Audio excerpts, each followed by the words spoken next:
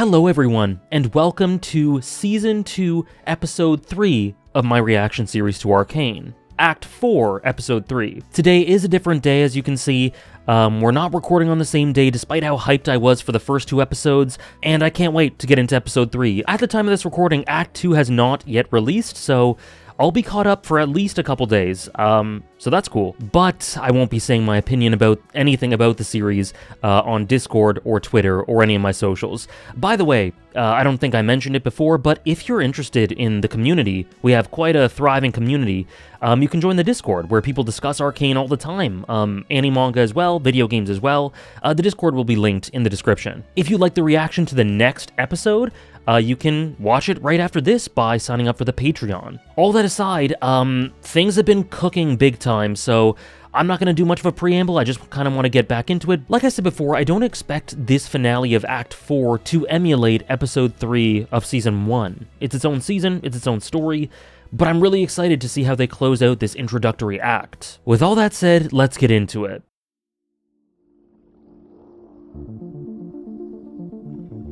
But remember, you're a Kiraman. I will lead a strike team into Zorn with Oh boy. objectives.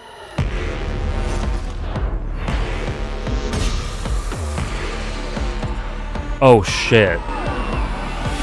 Oh. Oh my goodness, Caitlyn.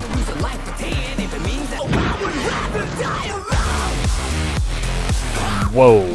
Holy shit. Really similar to Episode 7's introduction, stylistically. Oh god. The sort of comic book graphic novel style is beautiful. But man, Caitlyn.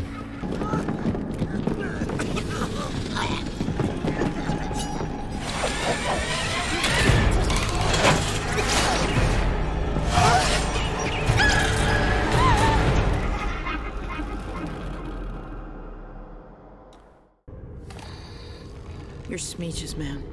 Was. Jinx is off the rails, even for her. She's got a real fire lit under her ass. She's planning something big. Right here. Vi, Vi's obviously complicit in their actions, but, she's not... You'll spend your retirement in a cell. Check your gear. Oh, man. Trained for. Oh, man. She cuts a really awkward figure. She really doesn't feel like she belongs here. Even the uniform just looks awkward. Huh. Tell me, Amara, what does a member of Piltover's interesting. merchant- I'm not here representing the guild. I've come here to settle a debt. What you've stolen is more precious than any gold.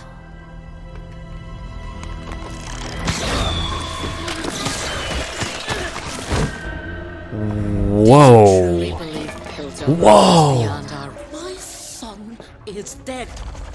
Is that not enough to sate your bloodlust? I haven't insulted your intelligence, Ambessa. Do not insult mine. They're political enemies that she talked about in Episode 8? Your visit only confirms my suspicions.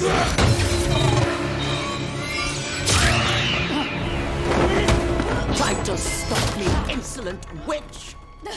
You should have given up the feud. Holy shit. You have no inkling what family is to me. This will have consequences. We need control now. Solo isn't ready. Perhaps it's time we involve Mel. No. We must distance ourselves. She's safer as our enemy. I'll handle Oh, Salo. that's interesting. She's safer as our enemy. Unnoticed for long. Again, a bit of that soft spot. Wow. And then cut immediately to Caitlyn. I still think Caitlyn is ripe to be wielded I think we should cut by the Ambessa. I can't let her get away again. Are you sure you're My ready? sister is gone. There's only Jinx now. Everyone in my life has changed. Promise me you won't change. Oh, I think it might be too late.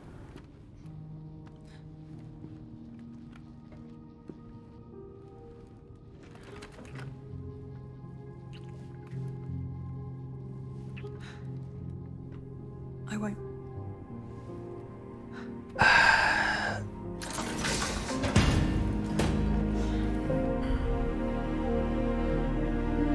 I mean, on one hand, it's incredibly sweet. On the other, how can you look at what she's been doing and say she's not been changed?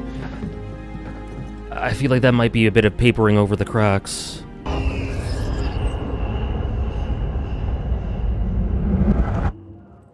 Whoa. Ambessa's tool being tended to. Out. What's his next move for her? Do you realize how easy it was for me to track you down here? Well, I do own the place. It's enough work propping you up without you dulling what few wits are left rattling around in there. Waiting for an update on Princess Kiraman's underground escapades. She's gotten no closer to Jinx, but that doesn't seem to steal the stars from anyone's eyes. Do you really think Mel could have succeeded with... Never speak ill of my family. Yeah. Listen, I've had people argue with me about the idea that she cares about Mel. To me, it's clear she does. That doesn't mean that there's not a lot else to her. A lot of bad, a lot of darkness, and that doesn't make her good. But she without doubt cares about Mel. Can you manage that? Wait, for certain? Yes, of course. Whatever you need. There is another matter. She's losing her patience. Guild merchant Amara. She's losing her patience with him. Good to see you again, Lest. I'm out. Keeping an eye on a counselor with peculiar tastes Huh. doesn't rattle me. You're using me to get to her, and then what? You take what you need, hang me out to dry? I'm expendable? No, no one is expendable. That's what this is all about. Everything with my mother is a calculated risk. We know who's really pulling the strings. I caught a name, Amara. I don't know what you make of that. Here, brand new cocktail, all the rage. It's made with shimmer, leaves traces on the body. That should be all you need to shut Sallow down. Dangerous as she is, your mother was spooked. Could smell it. So Sallow's being set up to be, this sort of political pawn. An empty seat. A puppet. Also, I liked the way the ropes and the pulleys or whatever around Mel really looked like a jail cell. It looked like bars. It looked like prison bars. Victor hypothesized that there may be something he called wild runes. Patterns that would occur naturally where the border between our world and the Arcane is thin. Runes like the ones you Oh. use in Hextech. Pass me a tome. There, you sighed. Still a kind of language. A sound, but not words. Something raw, natural. That's wild runes. Most places the Arcane is dormant, but here and there, it's more active, and wild runes are... Sort of like its fingerprints. That pattern is on my tree because you pissed the Arcane off with all your demands? A reaction? That's not what Like his side? I see. Yeah. There's more to it than that, obviously. I think there's no coincidence that it has poisoned such a symbol. If there's some reaction taking place, how come we've never seen any sign of it until now? And why would it appear on a tree? Deep under ground.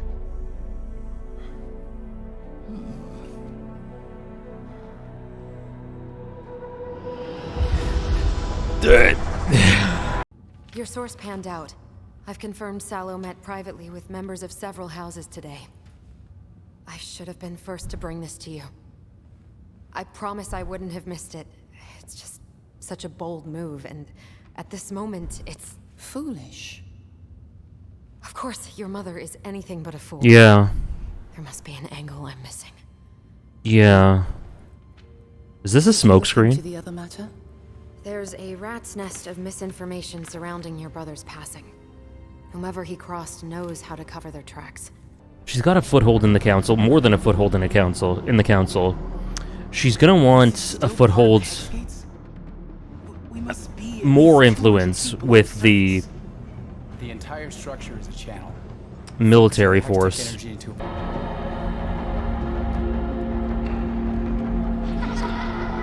Oh my god. Oh wow. Oh, episode 1.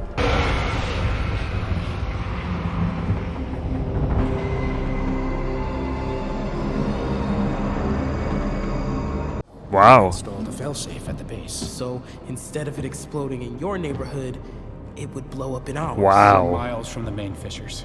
These are the same utility ducts that carry our water and facilitate our ventilation. And that would explain it affecting the tree. Memory brains. We're the ones that get played.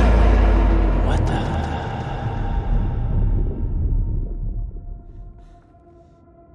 Jinx! Finally got the name right. Holy shit. We use the Grey to clear the streets, to keep people safe. We never thought my sister would turn bluebelly. Never thought mine would orphan kids. Ha! Why not? Done it to myself enough. But plastering my face all over so someone else would do your dirty work? Poisoning our air. You've turned a leaf, sister. Done pretending you're my sister. You're not. You killed her. I'm not gonna let you stain her memory anymore. Oh. Then Ooh. stop. Vi's made some changes, no but matter what I do, I just can't seem to die. oh. Sorry. Oh. I'm sorry too. Beautiful visuals. It almost sounded like there was a wish there. I just can't seem to die. I'm sure there's a part of herself that longs for it. Is she? I don't know. I don't know. Vi's saying a lot of things, but... Is that a wild rune? I have no idea what that is. You walk along the edge of danger, and it will change you. Storms play with nature. Now watch it hurt you. You will never make it. Oh, man.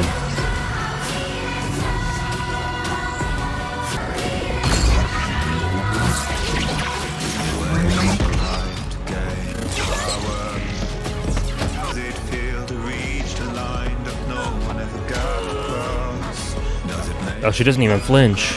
Oh, Caitlyn. Something's gotta give. Like, what? None of these women are dying. Holy shit. The direction in this sequence is unbelievable.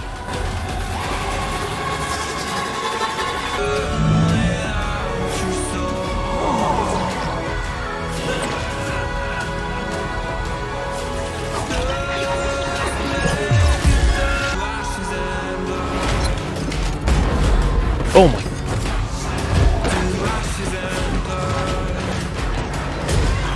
Oh my god.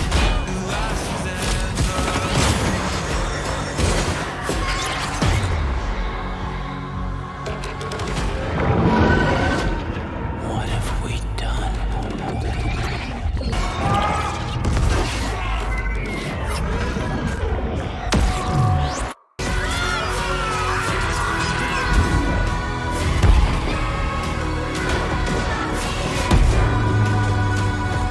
Oh.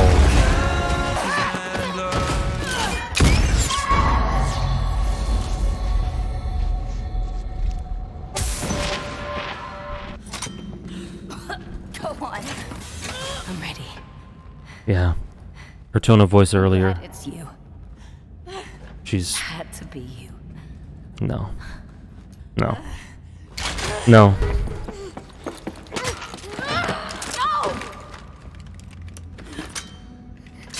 Oh, Caitlyn.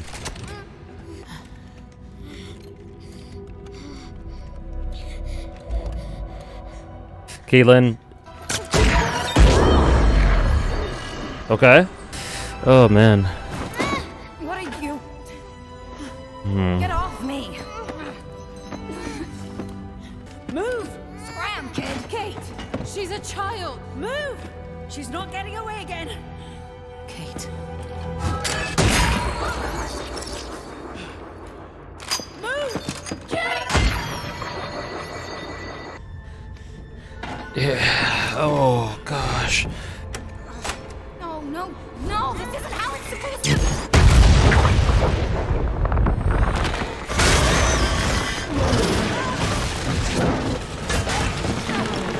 Oh, man. The layers to what is going on with Caitlyn and Vi. She was fully willing to kill that kid.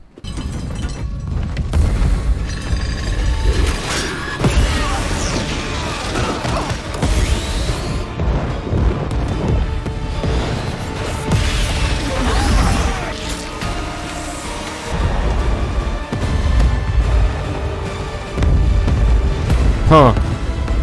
Really interesting expression from Ambessa. Yeah.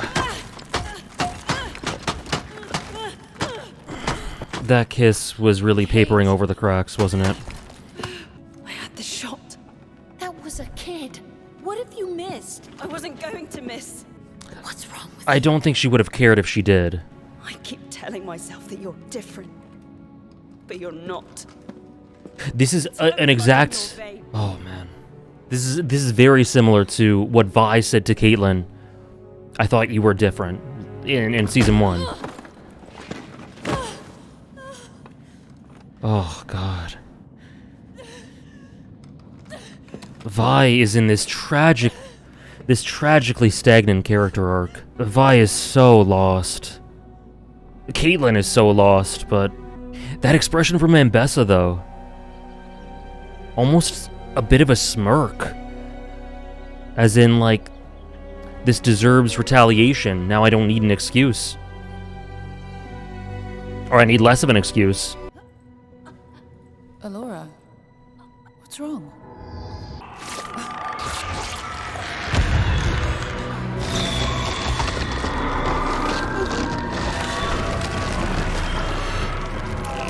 Oh!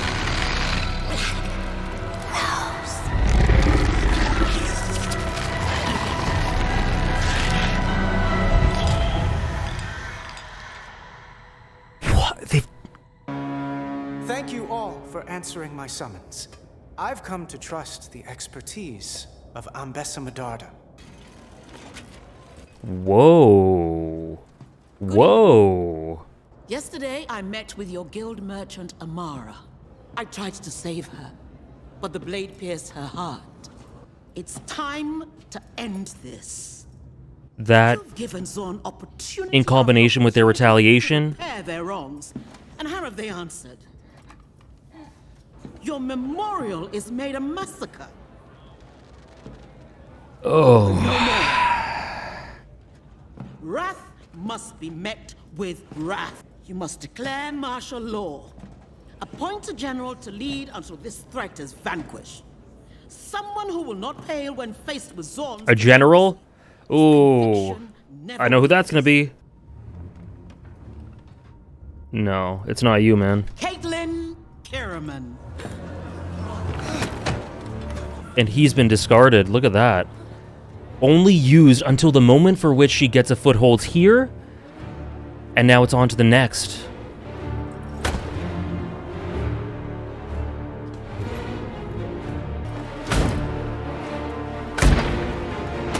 Oh, this is terrifying. This is terrifying.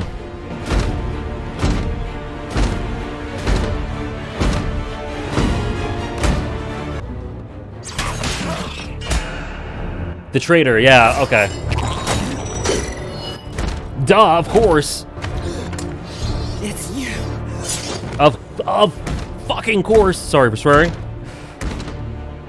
Ambessa, Jesus. Oh, this is terrifying. Come, child.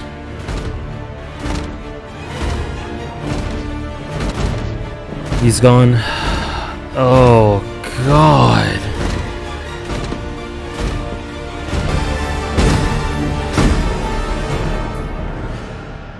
Your mother will have justice. Ambessa's a genius.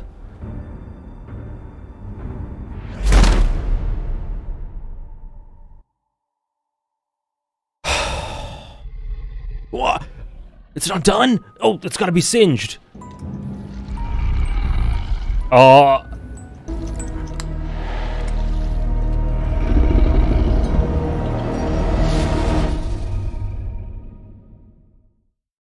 That last scene with Ambessa kind of christening Caitlyn into this horrifying role. Yeah, horrifying. That is got to be one of the most terrifying scenes in the entire series. Yeah, that is that final scene, that was gut-wrenching. And you know, for some reason, despite this being an episode that involved Vi and Jinx fighting each other, I guess for the first time, really, yeah. I don't believe that either really would have pulled the trigger completely. I don't think they actually want to kill each other at this moment.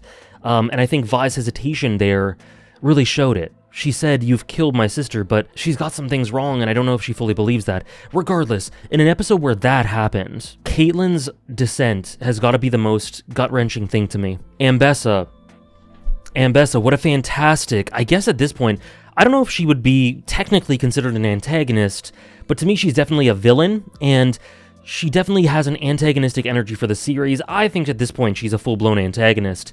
But for the sake of her family... What has she said in Season 1? She would burn the entire world to the ground for the sake of her family. What did she say to Mel in that flashback in the beginning of Episode 8? I will give you the world, child, if you show me that you can take it. I don't think it's a coincidence that she uses that phrasing, or rather the word child, for Caitlyn. Now, I don't think she has affection, at least at this point, I don't think she has any affection for Caitlyn. I think she's using her as her pawn. I think she's essentially the next big player to control and puppeteer and manipulate after Solo. I think she knew that Solo was a good foothold into getting influence on the council, but he would only take her so far, and he was getting indolent, and he wasn't really sharp, and he was lazing about, and she was getting frustrated with him. Combine that with her desperation at...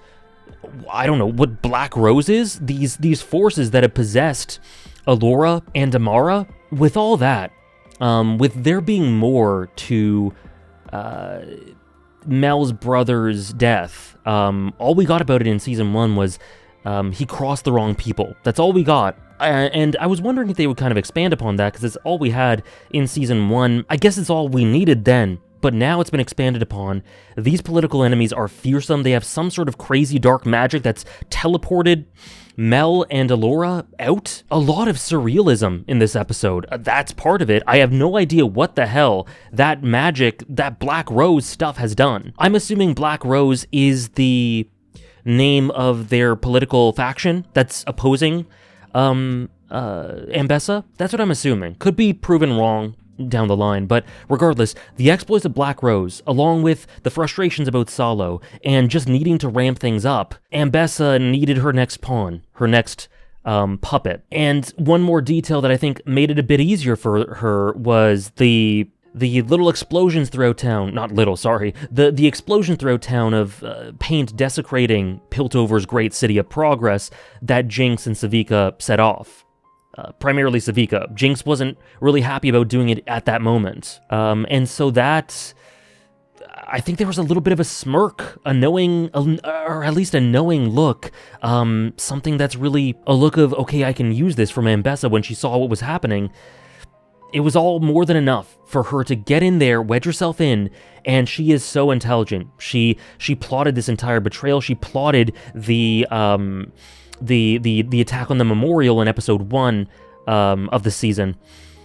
Like I said, that wasn't gonna be Jinx. Jinx fired the bazooka out of grief, but she had no plan for this. She's so disillusioned. She has no ambitions here. We'll get to Jinx in a minute, but yeah, it was clear that wasn't her prerogative, nor Savika's. Ambessa wedged herself in there. She pulled the right levers. She did all the things she needed to get that to happen, then betrayed Rennie just to give her the excuse to wield all the military might that she needs to grasp Piltover in her hand. And she then sees Caitlyn as an opportunity. She sees her grief as a stranglehold. And, you know, maybe she can relate to some sort of tragedy. She's deeply focused on family. Maybe she's felt some sort of tragedy in the past and can relate to Caitlyn in that way. As of right now, though, that's not been fleshed out, and all I can see right now is her very, very malevolently using Caitlyn's grief and this dark hole inside her for her own ends. Ambessa has gone from strength to strength, and to me is maybe the star of Season 2 so far. She is maybe the best character. She has been elevated so much. I think she's an awesome villain. Really, really hateable. Really, really... honestly, a lot of the stuff she's doing is awful, but very human. Very human. You can understand her upbringing through the bits of subtext we've seen from Season 1, and, you know, I wholly believe that her heart is very much focused on doing this for her family. She says it almost every episode, and she demonstrates it. I truly believe this, and I truly believe that she cares for Mel, that she's keeping her as an enemy because if she was on her side, she'd be in danger, and we see that she's right. Black Rose is attacking her. Now, they ended up attacking Mel anyway, but I think there's a logical train of thought that Ambessa was following there, in that Mel would be less safe if she was allied with her. Now, I don't know what the hell Black Rose is outside of vague notions of what they mean politically and how they oppose Ambessa and their family.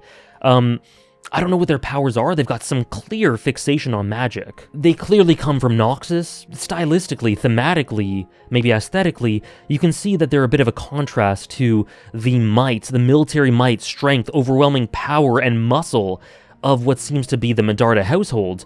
They seem to operate in the shadows. They have this dark magic. They're kind of horrifying in a sort of spooky, ghost-like way. So it's a cool contrast there. I don't know what they've done to Mel. I have no idea. We'll see what happens with her and Delora. R.I.P. Amara, I guess, for being the pawn that had to fall to allow us to get an introduction to their stuff. But yeah, Ambessa, she was the star of Act 1, I think. She's a fantastic character and a great villain. Someone who will worm her way into the hearts and minds of those who are ripe to be exploited for her own ends. Someone who will use dictatorial might, fascistic military might, if it means making headway towards her goal. Someone who will gas the Undercity, who will kill innocents, start a war, build weapons that are scary in how overpowering they are, and how they will decimate the lives of innocents.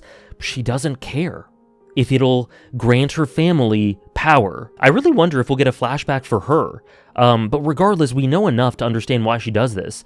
And she's this great villain that has caused this insane corruption arc in Caitlyn. It is so sad to me to see where she has gone, the 180 she's done in 3 episodes. She has gone from being arguably, I think, the one with the clearest vision of what will lead to an answer in this world, what will lead to peace and grief, and exploitation of that grief has turned her into someone who I really think would have killed that kid if it meant getting revenge on on Jinx, sorry, and who has now quite literally become a military leader in complete opposition to the ideal she held mere days ago. I don't know how long these 3 episodes have taken, but it's been mere days, I think. The 180 is incredibly stark, but it's so organic and believable because of the presentation, because of where she came from, because of the nuance and humanity in these characters, and the tragedy in Vi saying, please don't change,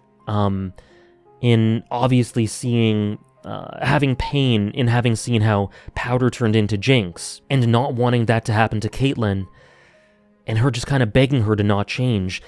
And that kiss, the sentiment behind it was sweet, but it really was not meaningful of any sort of bridge that was crossed between them or built between them, any sort of compromise or any sort of understanding. That was just, to me, the result of pure affection, because they do care for one another. They do have feelings for one another, but that really felt like there was a communication gap. There was no real understanding there. And Caitlyn had already changed, and that was something that I think both of them were not willing to confront in that moment. So what do? You lose yourself in a kiss. It papers over the cracks, but I don't think it was the answer to anything. I don't think it solved anything. I don't think it was representative of any sort of progress. In fact, I think it was just a distraction. I think it was them just getting lost in passion to distract themselves from the uncomfortable fact, that Caitlyn is going down the darkest path. Now, I don't know if Caitlyn will come back, because we've had corruption arcs that have stopped short. Jace is a great example. But then, you can argue, despite his characterization, despite his personality not crossing that line, in terms of characterization, he still built weapons that antithesized what they created Hextech for in the first place. He still fueled this sort of horrific raid, invasion. So do his sentiments really matter? What he's done is horrible. I totally get the argument that Jace's corruption arc stopped short and then followed through anyway. I totally get that. But there's a clear distinction between what's going on with Jace and what happened with him and what's going on with Caitlyn. She is full-heartedly buying into this. The salute, the horrifying music. That scene was so beautifully, horrifyingly executed. The slow rumble of this nationalism that Ambessa, I'm sure, doesn't really buy into ideologically, but is using to wield as a weapon, that Caitlyn buys into because of her grief, her need for vengeance, her need for what she perceives as justice. And then these soldiers all around her, the woman with the accent on her right who seemed so charming and innocent, but then who bought into it. Then there was that man who left, the one who drank with Vi, who I assume may defect to some other party, maybe with Vi. And we see these other soldiers hesitant at first, but everyone starts doing it. Everyone except one or two. Now it's interesting, we've been introduced to 3 new enforcers along this train of thought. One is the girl, the younger woman enforcer, who's seemed to be bubbly and cheerful and whose heart seemed to be in the right place, but who buys into this. Again, exploitation. She may not even know, she may not even realize the ramifications of what she's pledging herself to, but man, she'll find out quite soon. And then we have that other guy who leaves. And then we have the third one, the other race. I'm not sure what race they are, but with the blue skin, sort of a bit reptilian looking. Who just has some curious glances, doesn't seem to commit one way or another.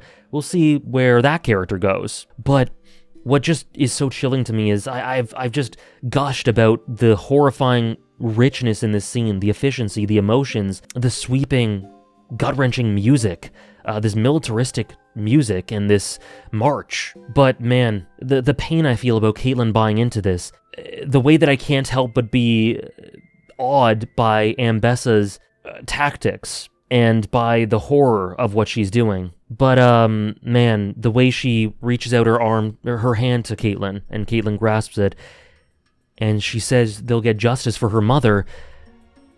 She's kind of put herself in that role, right? Along with exploiting Caitlyn's grief, I think she's kind of put herself in that mother position. Obviously totally different from Cassandra, but Caitlyn needs a mother, and she's filling those shoes. And maybe to an extent, Ambessa wants a daughter figure, and she's using Caitlyn, but at best, it's a pale imitation, and I don't really see any affection there. Not yet. But man, Caitlyn using this gas, and let's shift to Vi.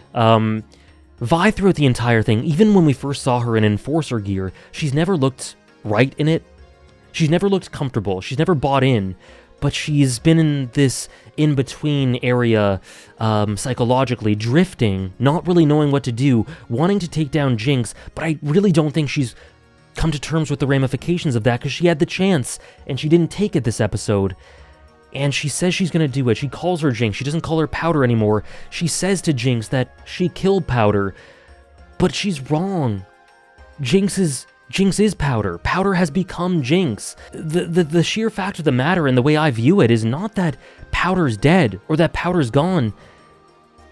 There are elements of Powder that are present in Jinx. This grief and dependency on a figure. First it was Vi, then it was Silco. This grief upon losing that, and this complete loss of what to do with herself. And deep in her soul, I really think she just yearns for connection, same as Powder did. Powder is not dead. She's changed into a new person, but that doesn't mean that this new person, Jinx, is completely separate from Powder.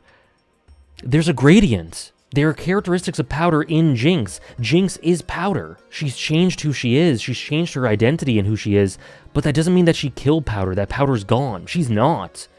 Echo realized that at the end of episode 7, and Vi realizes that here. Jinx says Powder's gone, and in the sense that Jinx is a new person that Vi has to come to terms with, yeah, but it's not as easy as you killed Powder, Powder's gone. No, it's much more nuanced, complicated, and painful to take in than that. It's easier for Vi to think that Powder died, that Silco killed her, or even that she herself killed her, because viewing it in that way, conceptualizing it in that way, makes it easier to pull the trigger. This isn't Powder. This isn't the sister I knew. You're not my sister, so I can kill you. That makes it easier, internally, for her to conceptualize killing Jinx. But you can tell she doesn't really believe it. And that's why she hesitates. But another thing that I was thinking about that I was like, this doesn't feel quite right, was that Jinx and Vi were fighting each other. They were fighting each other very viscerally. They were clawing at each other. They were committed to fighting. We'll talk about that in a second. But I was thinking in my mind, like, wow, this feels very sudden. It really feels like this is happening early. This is a momentous thing. This is something that's been building up for ages, and it's happening now, and it doesn't feel climactic to me. It feels like it's happened a bit too early. It feels like the show's heart isn't really in it, or that they're really trying to sell it as more momentous than it is, because the build-up to this doesn't feel quite powerful enough. But in reflecting on the episode, I really think that's intentional and effective, because Jinx isn't committed to killing Vi. She's just doing it because Vi's facing her. But Jinx doesn't really care about anything right now. I think that could change in the future, and I think her relationship with Savika, who is understated but quite great in this episode. I love the way she kind of shields Jinx with her body, with the explosions, and the little girl. Nice little touches there. So I think Savika and also the little girl could be a pathway to salvation for Jinx, to a reason to live through these relationships. Maybe, potentially. But at the moment, Jinx really feels like she wouldn't complain at all if she were to die. The way she talks about how, I haven't died yet, there almost feels like a longing for death in her voice. They haven't managed to kill me yet. There's pain that Vi would use her image as the villain. Even though she is responsible, she feels that pain. She feels pain that Vi has turned over to the Enforcers and is unable to see that, Jinx caused immense destruction, but what about the pain that you yourself felt? Couldn't you empathize with Jinx for what she did? She must be feeling that, and in seeing that Vi is turned over, that must just make her give up even more. So I think she's ready to die. I think she was fully willing to die, which is why I don't think her heart is in the fight. And if you think about it from Vi's perspective, I don't think Vi was ready or committed to kill her. She kept talking about how, yes, I will kill Jinx. But the words betray that she wasn't really ready to deal with the reality of killing her sister, because like it or not, she is still her sister. Her sister has changed in disturbing ways that are difficult for her to stomach, and I think she alludes to that by telling Caitlyn, please don't change like her, like Jinx. She doesn't say that, but that's the subtext. So she knows this isn't as simple as my sister's died and replaced with this villain. No, this is her sister. And she realizes it, she acknowledges it, and so she can't fully follow through with killing her. So really, the fight here, it's a beautiful spectacle, it's visually great, it's stunning, but it feels like a half-hearted build-up because neither of the sisters' hearts are in it. It's a half-hearted battle, intentionally. And so it's a bit of a faux climax. The real climax to me was the horrifying militaristic march at the end with Ambessa and Caitlyn.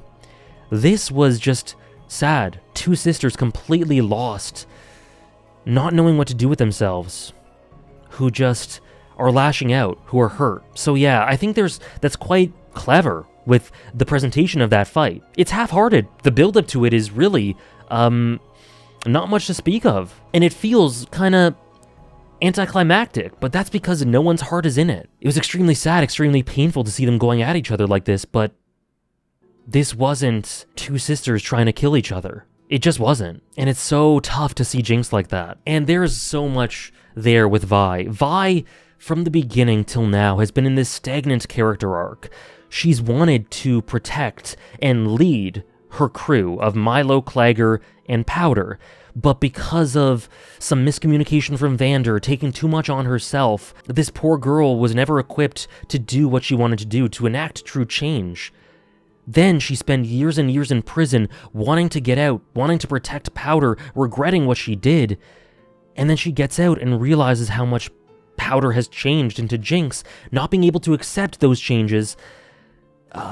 saying the things that actually traumatize her in the finale, lamenting her inability to protect her from changing into this, lamenting that she was unable to stop her from doing these things, and then lamenting her inability to stop Caitlyn from changing in this horrifying way.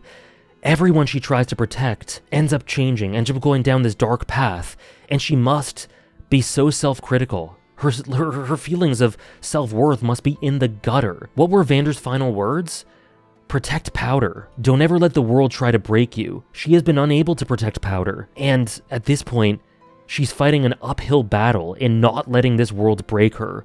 My heart really goes out to Vi. She is just in this cyclical torment of lashing out. You know, Season 1, Act 1, she fights, she lashes out her frustrations in Episode 1, fighting Deckard rather. Act 3, she defends Vander, but then upon experiencing such grief, losing all her loved ones except Powder, she lashes out at Powder and regrets it. She finds herself using Savika as this outlet for her rage and vengeance and needing to constantly fight her, again, lashing out, but with no real progress in terms of protecting those she cares about, in terms of changing things for the people she cares about, for Echo, for Jinx, who's now going down a different path, for Caitlyn, and now she lashes out here in fighting Jinx. With no real aim, no real goal, she's lost. And it's so sad to me.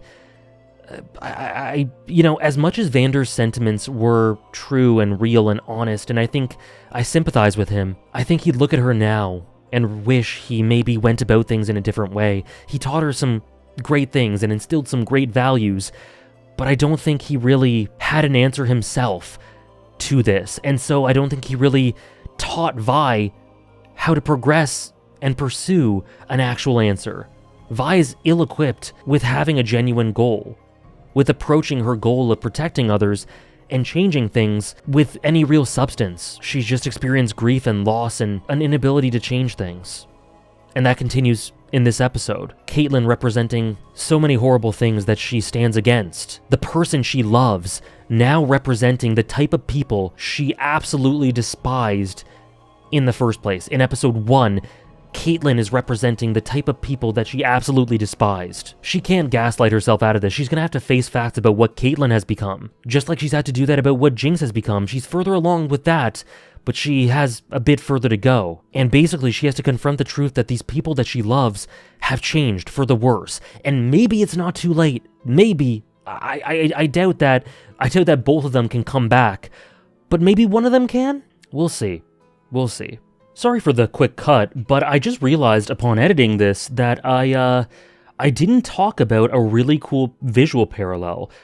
Cool in the sense that it's really clever, but primarily it's painful because of what it means for Vi and this cyclical struggle that she's been throughout her whole life and how it repeats itself here. Basically, during the episode, I can't believe I didn't mention it during the reaction or during the discussion, but during the episode I noticed a big visual parallel, and that is between Vi's expression upon seeing Caitlyn act in the way she does in this episode.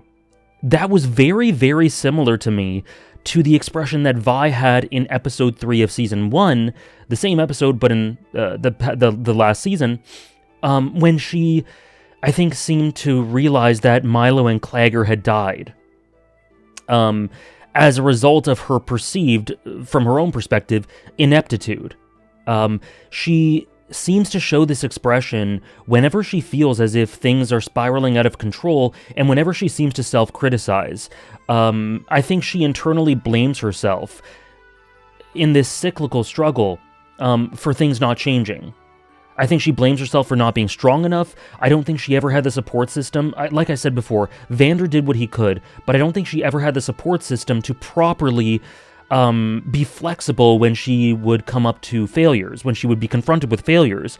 And so she only blames herself, and she just kind of brute forces her way through everything. And then when she sees the devastation that can happen when she's betrayed or sees someone she loves hurt or hurt her or anything like that, whenever she comes against these extreme walls, she feels very similarly, very helpless and very self-criticizing. I think it's a mix of true sadness and helplessness at her own like I said, from her own perspective, her own weakness, her own futility. And I think it's very sad. So my point is, this expression that's on screen was very similar to an expression I'm about to show right now, which is the expression she had in episode 3 after Milo and Claggor died. I think, again, there, blaming herself in some way, just like she blames herself here. So it's not obviously pixel for pixel the exact same, but same episode, same season, similar situation, Vi's cyclical torment of her character arc. This is deliberate, right? This is deliberate, and it's very sad, but very clever and rich and cool that they bothered to do parallels like this. It doesn't add anything super new, but it does just add a bit of richness that I've just talked about her sort of cyclical struggle, her problems with dealing with her own powerlessness in situations, and it just makes you wonder how she'll get out of this. So yeah, really cool parallel, just thought I'd show that. But that's Vi's struggle. Oh, and we've gone over the big players in this episode. Ambessa, Caitlyn, we've mentioned the stuff with Vi and Jinx and Sevika and the girls' role in that.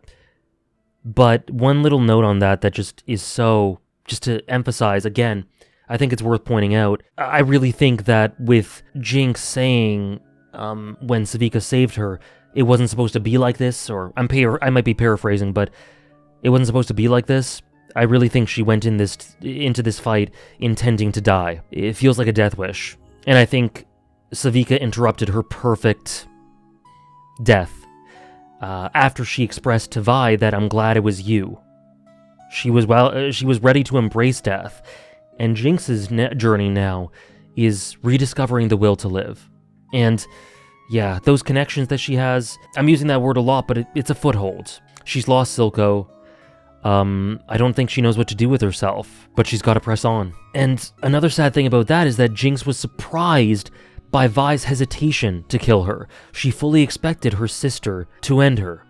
She didn't expect that Vi wouldn't be ready for that. She totally thought that Vi despised all that she was and had turned the corner, seeing what Vi had become, an enforcer, not realizing that she wasn't really committed to any of that. It's awful. Also, a little bit of a neat touch. If I'm understanding things correctly, what Sevika did at the end there with the gas was sort of make it redirect so that it went up into Piltover. And then, in a very Jinx-esque way, she decorated it with colors, pretty colors, to sort of just paint Piltover in her image, in her colors. I think that's what happened there, but if you want a succinct demonstration of the socioeconomic difference and the difference in hierarchy between Piltover and the Undercity and Zaun, they run and scurry from that gas. They can't escape it in their tunnels, in their unkempt alleyways, in their pits. Piltover, I imagine, with the wide open space, the fresh air, it just kind of maybe does some initial damage, but pretty quickly evaporates into the atmosphere and doesn't do much. I think it was more of an annoyance than anything and an excuse for Ambessa. So this thing that was deadly for Zaun ends up just being, at most, an initial worry and an eventual annoyance. We saw that kid with the mask who was clearly damaged, that Ambessa was, again, that didn't escape my mind. Every move Ambessa makes is so well thought out, because she uses that kid who was horribly affected by the gas, who was wearing a mask and whose eyes were bloodshot, as an example for why they need retribution. They need to strike back. I imagine there's several cases of children like that, but I don't imagine that it goes much further than that. Otherwise, I think Ambessa would have mentioned it at the speech. So yeah, it's horrible. There's some sick kids that may have some big difficulties down the line, and that's awful. But I imagine it evaporated and didn't do much damage in the long run. Compare that to how much it was affecting the people in the Undercity. Yeah, that tells a tale of its own. Now, the last details are the stuff with Jace and Heimerdinger and Echo as they discover and explore the Wilds rune. The visuals were psychedelic, and I'm gonna be honest with you guys, there are a lot of unknowns here. Some of this, I don't know what the hell's going on. A lot of it I'm just gonna kind of sit back and wait to see what happens. But there's some things to make note of. Firstly, essentially, if what I'm understanding is correct, basically Jace and Victor's tampering with the Arcane, with Hextech, with the Hex Core, with Hextech in general, it's kind of upset the Arcane and thrown it out of whack and balance. And so when they go to this underground generator place, I don't know what they called it, I forget, we see the reason that it's affected the tree, which is also, I think there's a narrative reason for it. It is symbolic. It's a symbol of Echo and his people's will to live in their uprising and revolution and pure life and joy, and that's being tainted by the obliviousness, the whims, and the naivete and lack of perspective of people like Jace, who are doing this sort of research without any regard of the consequences, both above and below. So there's that, which is, again, more criticism of what Jace was doing, as Echo so rightly tells him. But that tampering seems to have upset the Arcane, upset the balance, upset something, and has caused this sort of impulsive, instinctual, natural reaction from the realm of the Arcane, whatever's going on, to affect and sort of poison elements of this world. And, you know, it's hard to think of all that without thinking of what happened to Victor. Is the Arcane fighting back?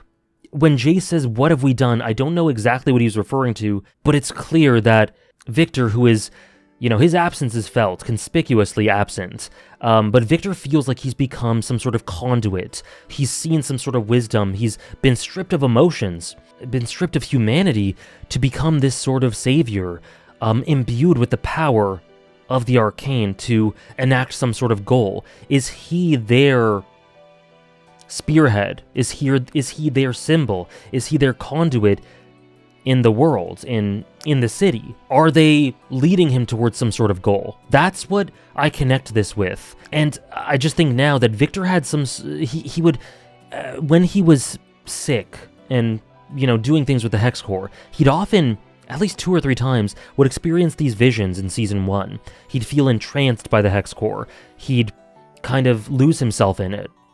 All sound would be shut out. And I was wondering, like, I don't think there was ever some sort of explicit explanation for that in Season 1. There was some guesses we could have, vague guesses, but maybe that was the Arcane communicating with him through the Hex Core. And now that he has almost died, been sort of reared in it thanks to Jace, he has received it into himself fundamentally. He has taken it into his body, and they have kind of taken over, stripped him of elements of his humanity, and replaced it with some sort of heavenly guidance. And one more thing is there's lots of crazy psychedelic imagery here, very abstract, surrealist imagery here, as this wild rune seems to warp reality, as it were, and affect Echo and Heimerdinger and Jace. All of them are affected by it in some way. They're going through some distress. There's so much going on. They're being warped. I don't really know. The visuals were fantastic, though. It works great as a hook, and what I take away from it more than anything is Jace is mixing what he's seeing and perceiving with his memories and with his motivations. And it's heartbreaking to me because what started out as this dream, when him and his mother were saved by that person, that being, who was this wielder, this expert of arcane magic, that dream, with good intent, has led to this unrestricted, unbridled, dark power that Jace is terrified by. And he must feel deeply responsible for causing this. And I think that's symbolized by, we see the exact footage of when he saved Jace and his mom, wielding the gem, but instead of it, we see the wild rune there. So I think Jace is really thinking back to that, regretting all that he did, regretting his dreams, wondering how it went so far wrong, and maybe rethinking his entire life if it's led to this, which is so sad because this has been his entire life, his entire purpose, and it's led him to this. If this ends up being something that could destroy the very world as Heimerdinger feared, Jace, it's sink or swim for him psychologically. He is going to either completely sink and despair that his dream has led to something in a slippery slope way so fundamentally wrong in this world that he flew too close to the sun, or he could take control. He could realize that this is his responsibility to now stop. I hope it's the latter, or maybe it's a third option that maybe it won't go either of those ways. Maybe I'm totally off. That scene was so off the wall and bizarre that it's hard to know exactly what to take from it. Those are just my thoughts. I think if I am being a little critical of Season 2 so far, I think there is a lot of stuff that happens. Like I said, I do fully think that this is fundamentally a setup act, but at the same time, so much stuff happens, and individually, they all work well. Like, Caitlyn's turnaround is incredibly fast. Victor has turned into a completely different character. We've already had Jinx and Vi fight. Ambessa has completely turned Piltover on its head and is wielding an army now. All those things that I described to you, I think are done with great quality, and I've explained why the fight was done well for me. And in addition, the whole insanity with whatever the hell is going on with Black Rose, it feels very drastic. The stuff that's going on with the Wild Rune and whatever the Arcane is doing, it's a lot of stuff that's happening at a pretty frenetic pace. It's a lot to take in. So it does feel a bit overwhelming and frenetic, and maybe it could have been done a bit more carefully, with a bit more deliberation, but I don't know. Maybe I'll look back at this when the full season's done and be like, no, that was actually perfect. That's just my thoughts right now. It does feel to have all these things happening at once to be a little bit haphazard, though even though individually they all work on their own. I think they're done with great quality on their own. Together, it's a bit much. So it just feels a little frenetic, a little overwhelming. But hey, we'll see how it all goes. My opinion on that is malleable and could change. But just figured that I'd give my 2 cents on that. But yeah, what a fascinating end to Act 4 rather, in total. And I think it sets up Act 5 beautifully. Where the hell have Mel and Allura been transported to? What is Black Rose? Are they going to try to, are they maybe trying to kidnap Mel and use her against Ambessa? How the hell will Caitlyn and Ambessa's now united, militaristic, incredibly concerning fascism lead them? What is Victor's next move? What is Jace gonna do, with hopefully the help of Heimerdinger and Echo? And let me just say again, it is nice, despite everything being horrible, the vibes are so bad, but it is nice for Jace and Heimerdinger to kind of work together here.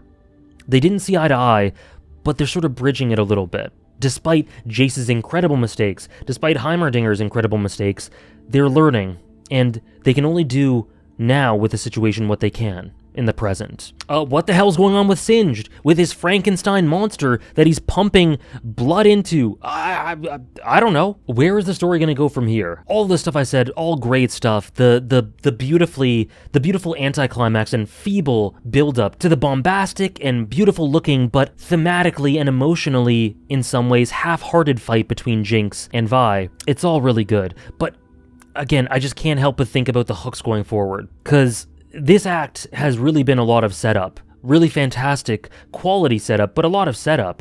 A lot of payoff in some ways, but it feels like it's building towards something. And the powder keg could be in Act 2. 3, I think, is a given, but maybe Act 2 as well. We shall see. Victor, what is he cooking? What is this? Why does he strike this messianic figure? What is he wielding? What is the Arcane granting him access to? Anyways, I've rambled long enough. I hope it's been coherent. I hope you guys have enjoyed. I would, if it was available, I'd watch the next episode right now, but today's Thursday, and it doesn't come out till Saturday, so I've got to wait. I hope you guys enjoyed this episode. I hope you guys enjoyed the reaction. Thank you so much. Please feel free to share your thoughts. And again, early access on Patreon, despite me not having watched it yet, it is available if you're watching this on YouTube. So you can watch right now, early access, my reaction to episode 4. You can watch full length as well. Like I said earlier, if you're interested in joining the community, joining the Discord, talking about Arcane on the Discord, feel free. There are only 6 episodes left of Arcane, this section of this universe, this fictional universe. It's not much. It's not much. So much is going to happen, but I don't know. I don't know how they're going to wrap it up. And with all the threads going the directions they are, I don't think it's going to be happy. Anyways, I gotta stop. I gotta cut myself off. Thank you guys so much for watching. I hope you enjoyed, and I'll see you guys in the next one.